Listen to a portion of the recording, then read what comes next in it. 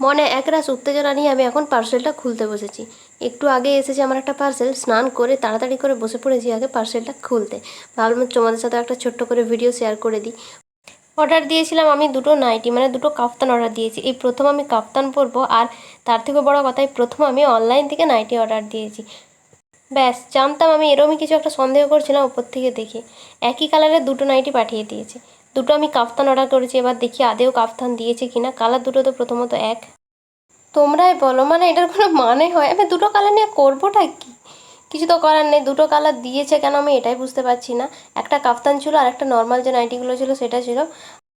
হ্যাঁ, কালার আর ডিজাইন এই দুটাই খুবই সুন্দর ছিল, খুবই দারুণই ছিল, কিন্তু কোয়ালিটি অতটাও ভালো ছিল না। আর ডিজাইন তো একদমই আমার মনের মতো কিছু পাইনি। ডিজাইন বলতে কাটিংগুলো। কাফতান চেয়েছিলাম, কিছু করার নেই, কাফতান একটা দিয়েছে আর একটা অন্য রকমের। মিশো হামেশাই আমার সাথে এরকম করতে থাকে।